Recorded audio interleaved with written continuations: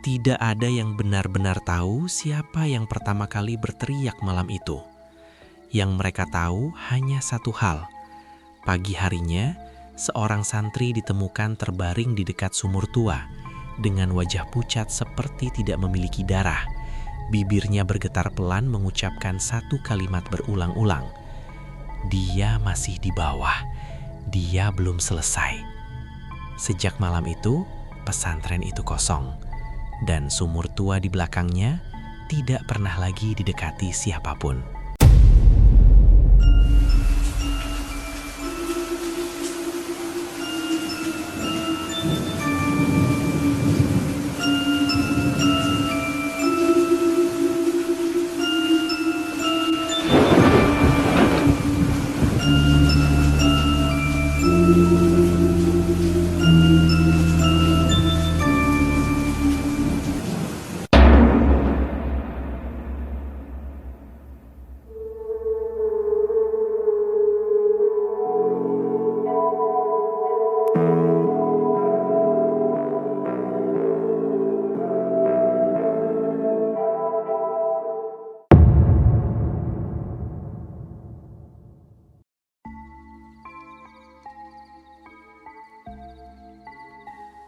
Pesantren Al-Hidayah berdiri di pinggir desa yang dikelilingi sawah dan pepohonan jati tua.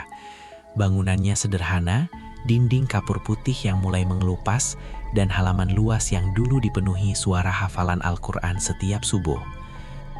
Namun 5 tahun lalu, aktivitas itu berhenti mendadak.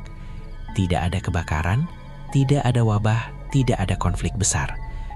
Hanya ketakutan. Dan pusat dari semuanya adalah sumur tua di belakang bangunan asrama putra. Faris adalah satu dari sedikit orang yang kembali ke tempat itu. Ia bukan santri lagi. Ia sudah menjadi jurnalis lepas yang sering mengangkat kisah-kisah tempat terbengkalai dan misteri desa. Ketika mendengar tentang pesantren kosong itu, ia merasa ada sesuatu yang belum selesai di sana. Karena 5 tahun lalu, Faris adalah salah satu santri yang tinggal di asrama tersebut. Dan ia adalah saksi malam pertama suara itu terdengar.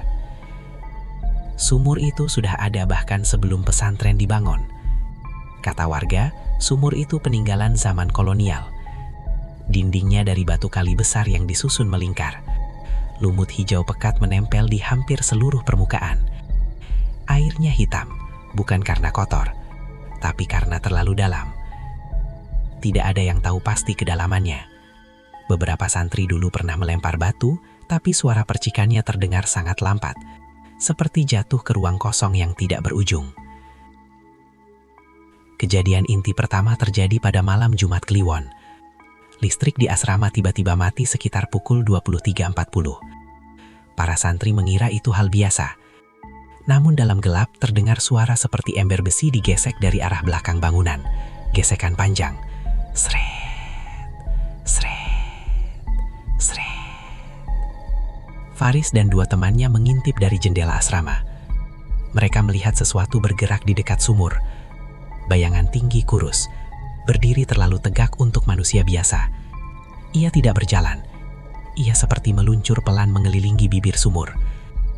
Ketika salah satu santri menyalakan senter, bayangan itu menghilang. Namun dari dalam sumur terdengar suara berbisik. Bukan satu suara, banyak, bercampur, seperti orang berbicara di dalam air. Keesokan harinya, salah satu santri, Rizal, mengaku mendengar namanya dipanggil dari arah sumur saat ia wudhu subuh. Suara itu lembut, seperti suara ibunya. Rizal, turunlah. Ia hampir melangkah mendekat sebelum Faris menariknya menjauh. Sejak itu larangan mendekati sumur diberlakukan. Namun larangan seringkali justru membangkitkan rasa penasaran. Kejadian inti kedua terjadi 3 malam kemudian. Rizal menghilang. Tempat tidurnya kosong, selimutnya terlipat rapi. Tidak ada tanda ia kabur. Jejak kaki kecil ditemukan di tanah lembab belakang asrama. Jejak itu berhenti tepat di bibir sumur. Tidak ada jejak kembali.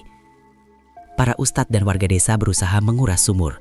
Namun airnya tidak pernah berkurang, meski sudah dipompa berjam-jam. Dan saat tim penyelamat menurunkan kamera kecil dengan tali, layar monitor hanya menampilkan gelap. Lalu bayangan wajah samar muncul sangat dekat ke lensa. bukan wajah Rizal. Wajah itu terlalu pucat, matanya kosong, dan tersenyum. Pesantren mulai kehilangan santri satu persatu. Bukan hilang secara fisik, tapi mental. Mereka mulai berbicara sendiri, mendengar panggilan dari bawah tanah.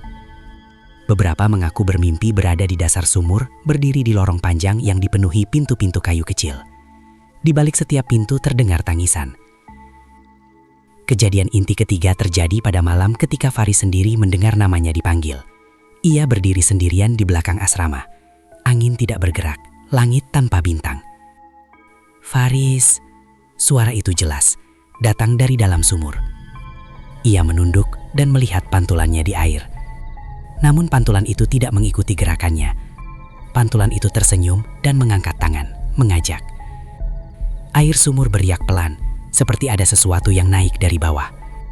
Dan Faris melihat tangan pucat muncul perlahan dari permukaan air, menggenggam batu bibir sumur. Kuku-kukunya panjang dan hitam. Kejadian inti keempat menjadi alasan pesantren itu ditutup.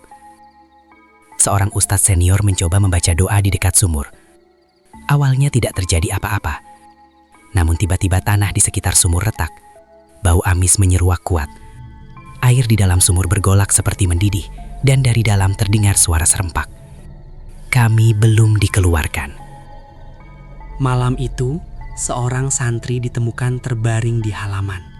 Wajahnya pucat, mengulang kalimat. Dia masih di bawah. Dia belum selesai. Esoknya, pengurus pesantren memutuskan menghentikan seluruh aktivitas.